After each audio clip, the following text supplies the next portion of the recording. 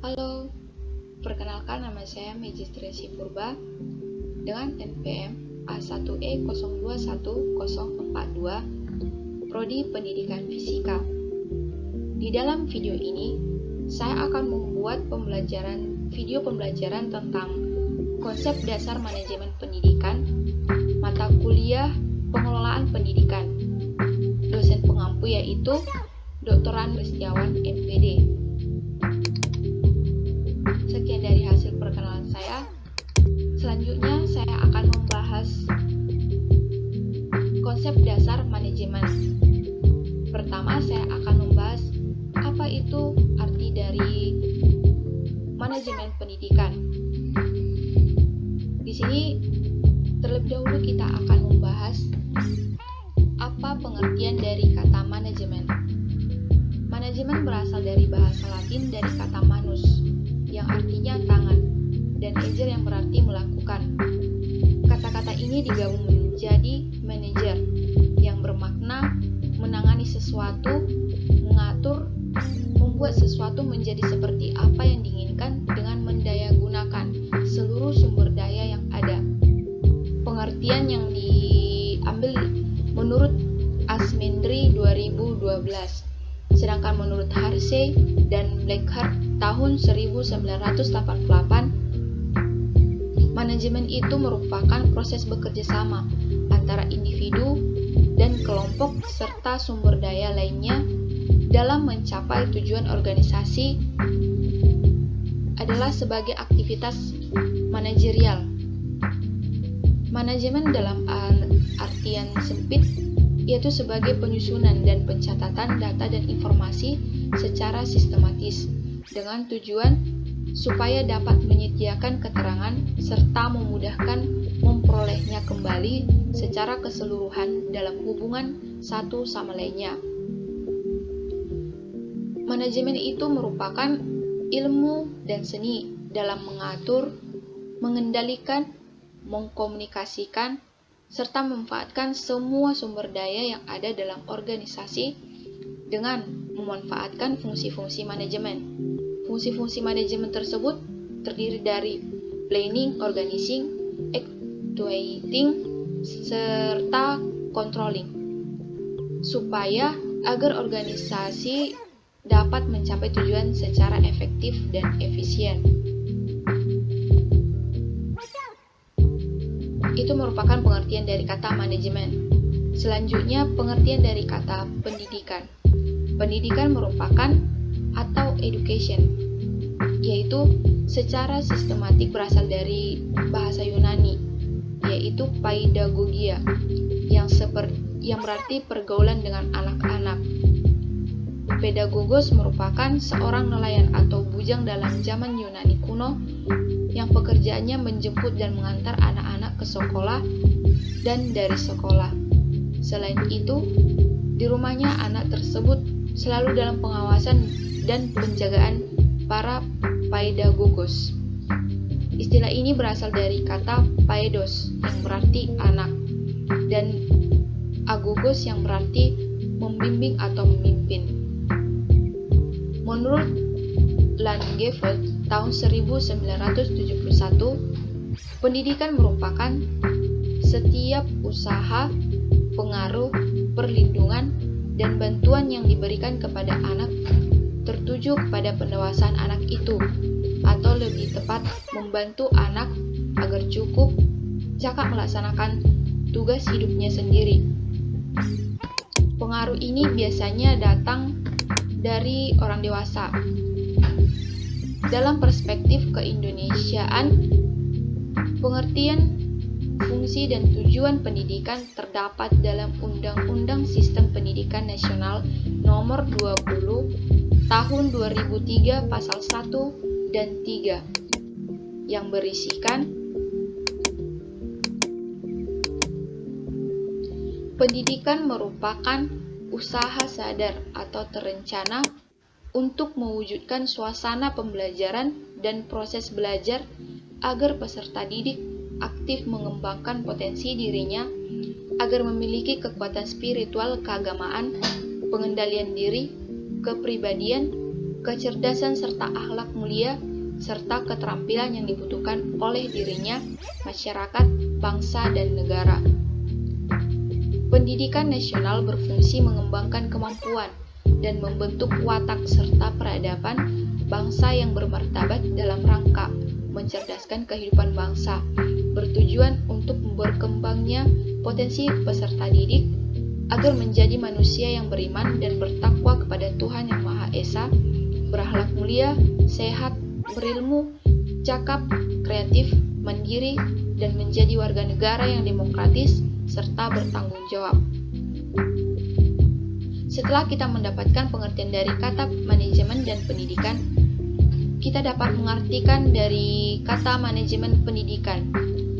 Manajemen pendidikan merupakan suatu kegiatan atau rangkaian kegiatan yang berupa proses pengelolaan usaha kerjasama sekelompok manusia yang tergabung dalam organisasi pendidikan untuk mencapai tujuan pendidikan yang telah ditetapkan sebelumnya dengan memanfaatkan sumber daya yang telah ada dengan memanfaatkan fungsi-fungsi manajemen agar tercapainya suatu tujuan yang efektif dan efisien. Yang kedua yaitu unsur-unsur manajemen. Unsur-unsur manajemen pendidikan terdiri dari 7M dan 1I, yaitu yang pertama man atau manusia, yang kedua material atau barang, yang ketiga mesin atau mesin, yang keempat money atau uang, yang kelima method atau metode, yang keenam market atau pasar, dan yang ketujuh minute yaitu waktu, dan yang ke-8 information atau informasi. Yang pertama, man atau manusia berperan sebagai manpower dalam organisasi atau perusahaan, diperlukan untuk memimpin, menggerakkan perusahaan atau karyawan atau bawahan serta memberikan tenaga dan pikiran untuk kemajuan dan kontinuitas lembaga. Yang kedua yaitu material atau barang. Material atau barang digunakan sebagai proses produksi dalam suatu perusahaan atau organisasi, dapat terdiri dari bahan baku, bahan setengah jadi atau barang jadi. Yang ketiga yaitu mesin atau mesin, merupakan kebutuhan pokok dalam melancarkan jalannya suatu organisasi. Mesin itu berupa peralatan yang digunakan oleh suatu instansi atau lembaga, baik itu peralatan modern maupun peralatan yang masih bersifat konvensional. Yang keempat, money atau uang, yaitu modal dibagi menjadi money atau modal dibagi menjadi dua, yaitu modal tetap berupa tanah, gedung atau bangunan, mesin dan mesin, dan yang kedua modal kerja yang berupa kas dan piutang. Yang kelima yaitu metode atau metode. Pemilihan dan penggunaan metode yang tepat digunakan sebagai aturan atau cara-cara tertentu yang bertujuan untuk menghindari terjadinya inefisiensi dan pemborosan. Dalam lembaga pendidikan, metode pembelajaran yang dibentuk oleh seorang guru sangat diperlukan dalam menerangkan pelajaran, karena metode yang dipakai akan mempengaruhi peserta didik dalam memahami pelajaran yang akan diajarkan oleh seorang guru. Yang keenam, market atau pasar, merupakan tempat bertemunya antara penjual dan pembeli untuk mengadakan transaksi. Dalam lembaga pendidikan, market berupa tempat terjadinya interaksi antara pendidik dengan peserta didik maupun dengan stakeholders yang ada dalam lingkup lembaga tersebut. yaitu seperti di sekolah terjadi interaksi antara seorang guru dan peserta didik. Yang ketujuh, minute, yaitu waktu, yang merupakan waktu yang dipergunakan dan dimanfaatkan dalam pencapaian visi dan misi suatu lembaga secara efektif dan efisien.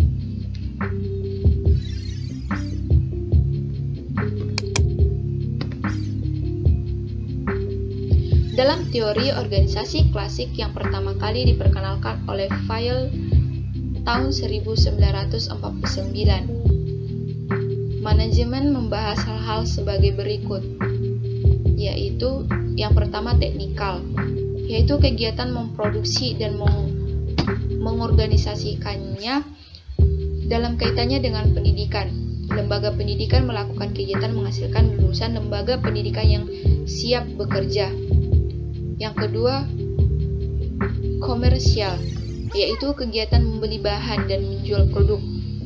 Dalam lembaga pendidikan, kegiatan ini berkaitan dengan penjaringan anak didik dan mengelolanya dengan pendidikan sehingga hasilnya akan bermanfaat untuk anak didik dan masyarakat. Yang ketiga, finansial, yaitu kegiatan pembelajaran. Dalam lembaga pendidikan membutuhkan pendanaan untuk mengadakan sarana dan prasarana serta pelaksanaan pendidikan. Yang keempat, security, yaitu kegiatan menjaga keamanan. Kaitannya dalam lembaga pendidikan terletak pada sistem pengamanan lingkungan pendidikan secara internal atau eksternal, dan sistem pengamanan diri dari pengaruh lingkungan dan kebudayaan yang merusak moral dan budaya melalui pendidikan agama dan akhlak. Yang kelima yaitu akuntansi, yaitu kegiatan akuntansi. Merupakan lembaga pendidikan yang melibatkan kegiatan perhitungan, pemasukan dana, dan pengeluaran yang baik, sistematis, akurat, dan efisien. Tidak melakukan kegiatan yang hambur-hamburkan uang. Yang terakhir yaitu manajerial, yaitu melaksanakan fungsi-fungsi manajemen. Pendidikan membutuhkan perencanaan dan pengelolaan yang baik, sebagaimana pengorganisasian dan pengordinasian untuk semua kegiatan pendidikan. Yang berikutnya yaitu tujuan dan manfaat manajemen pendidikan. Menurut Kurniadin dan Marsyadi, tujuan dan manfaat manajemen pendidikan terdapat 7 bagian, yaitu yang pertama, terwujudnya suasana belajar dan proses pembelajaran yang aktif, inovatif, kreatif, efektif, menyenangkan, atau yang disingkat dengan PAIKEM. Yang kedua, terciptanya peserta didik yang aktif mengembangkan potensi dirinya untuk memiliki kekuatan spiritual keagamaan, pengendalian diri, kepribadian, kecerdasan, akhlak mulia, serta keterampilan yang diperlukan dirinya, masyarakat, bangsa, dan negara. Yang ketiga yaitu terpenuhinya salah satu dari 4 kompetensi tenaga pendidik dan tenaga kependidikan, atau tertunjangnya kompetensi profesional sebagai pendidik dan tenaga kependidikan sebagai manajerial. Yang keempat, tercapainya tujuan pendidikan secara efektif dan efisien. Dan yang kelima, terbekalinya tenaga kependidikan dengan teori tentang proses dan tugas administrasi pendidikan, atau tertunjangnya profesi sebagai manajer atau konsultan manajemen pendidikan. Yang keenam, dapat mengatasi masalah mutu pendidikan. Yang ketujuh,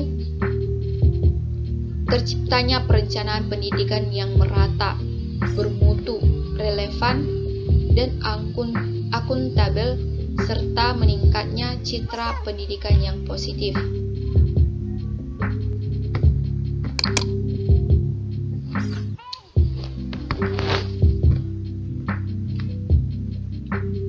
Yang berikutnya yaitu pembagian manajemen.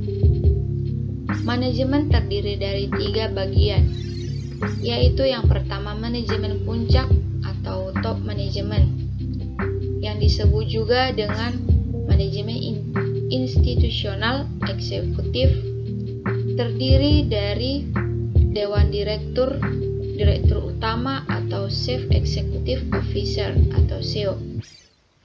Tugas manajemen puncak yaitu untuk mengembangkan rencana-rencana yang luas untuk lembaga dan mengambil keputusan-keputusan penting.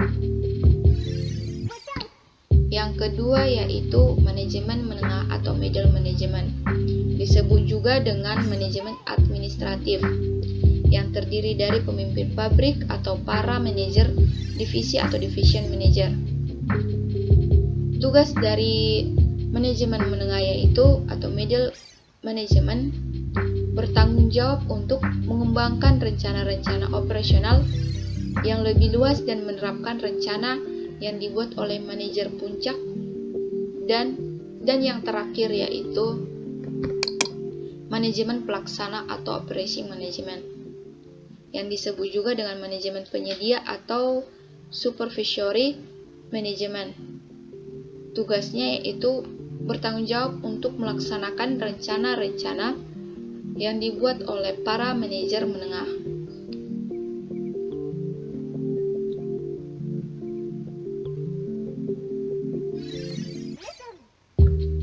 Yang berikutnya yaitu ruang lingkup manajemen pendidikan. Menurut Fakta tahun 2012, manajemen pendidikan pada dasarnya adalah alat untuk mencapai tujuan pendidikan melalui pengelolaan bidang-bidang pendidikan.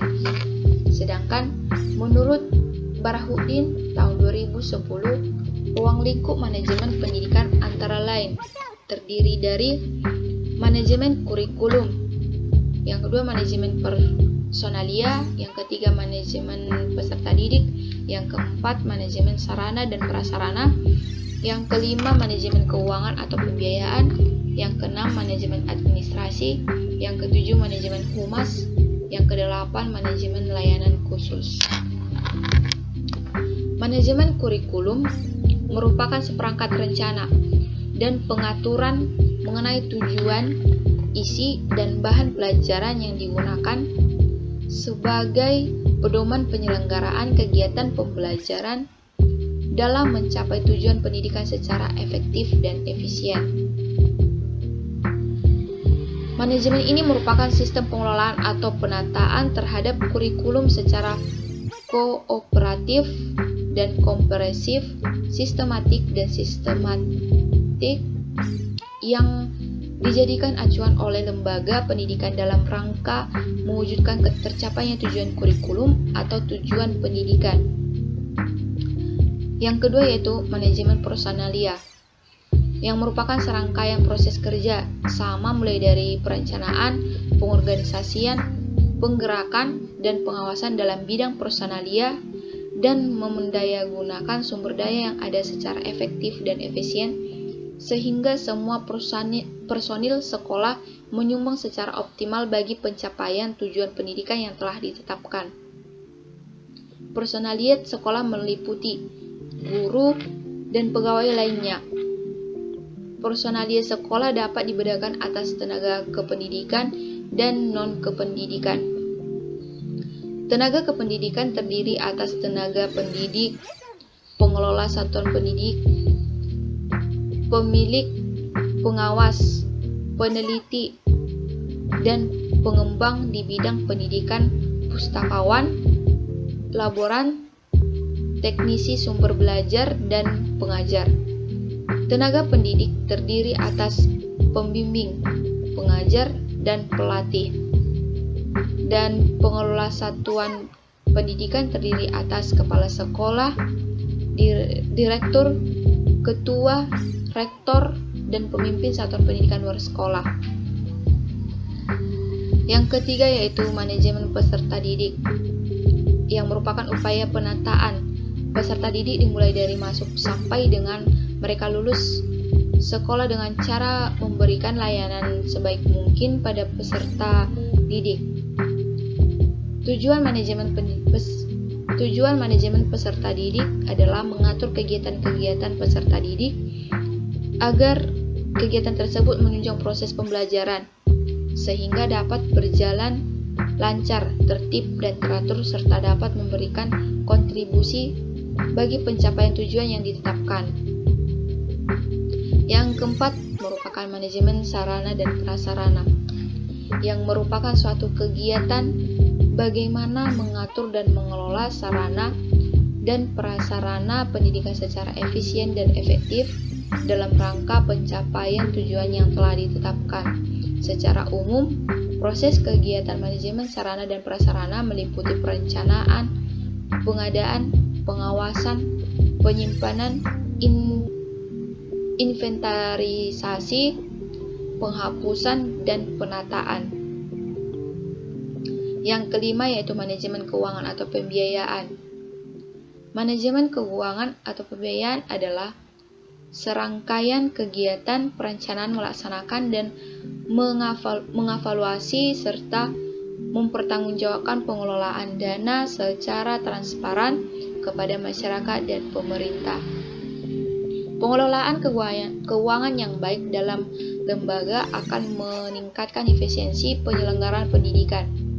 Dengan tersedianya biaya, pencapaian tujuan pendidikan yang lebih produktif, efektif, serta efisien dan relevan memungkinkan kebutuhan akan segera terwujud. Yang keenam yaitu manajemen administrasi. Administrasi dalam perspektif manajemen dipandang mempunyai peran penting sebagai prescience atau kemampuan melihat masa depan. Hal ini berarti administrasi dinilai mampu melihat keadaan masa yang akan datang dan mempunyai kesiapan untuk menghadapinya. Dan yang ketujuh yaitu manajemen humas, yang merupakan fungsi manajemen yang diadakan untuk menilai dan menyimpulkan sikap-sikap publik, menyesuaikan polisi dan prosedur instansi atau organisasi untuk mendapatkan pengertian dan dukungan masyarakat. Humas yang efisien harus memperhatikan asas-asas sebagai berikut, yaitu objektif dan resmi. Yang kedua yaitu organisasi yang tertib dan disiplin. Yang ketiga, informasi harus bersifat mendorong timbulnya keinginan atau ikut berpartisipasi atau ikut memberikan dukungan secara wajar pada masyarakat. Yang keempat yaitu kontinuitas. Informasi humas harus berusaha agar masyarakat memperoleh informasi secara kontinu sesuai dengan kebutuhan. Dan yang terakhir yaitu respon yang timbul di kalangan masyarakat merupakan umpan balik dari informasi yang disampaikan harus mendapat perhatian sepenuhnya.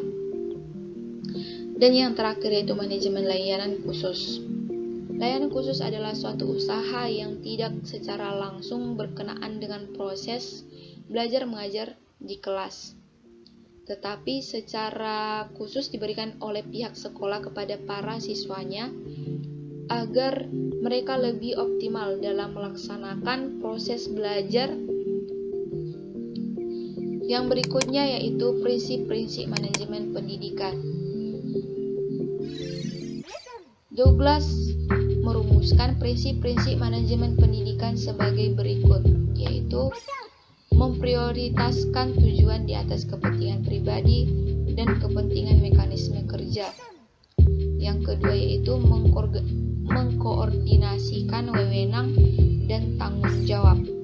Yang ketiga, memberikan tanggung jawab pada personil sekolah hendaknya sesuai dengan sifat-sifat dan kemampuannya. Yang keempat, mengenal secara baik faktor-faktor psikologis manusia. Yang kelima yaitu relativitas nilai-nilai. Prinsip-prinsip tersebut memiliki esensi bahwa manajemen dalam ilmu dan praktiknya harus memperhatikan tujuan, orang-orang, tugas-tugas, dan nilai-nilai. Penerapan pada manajemen pendidikan adalah bahwa kepala dinas memimpin tim yang beranggotakan unsur pejabat dan fungsional dinas dan stakeholder untuk merumuskan visi, misi, dan objektif dinas pendidikan. 7 langkah MBO antara lain: menentukan hasil akhir apa yang ingin dicapai oleh sekolah.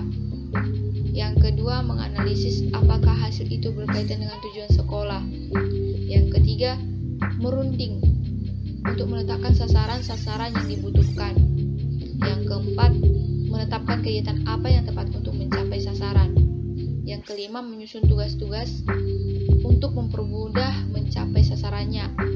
Yang keenam, menentukan batas-batas pekerjaan dan jenis pengarahan yang akan dipergunakan oleh atasan. Yang ketujuh, melakukan monitoring dan membuat laporan.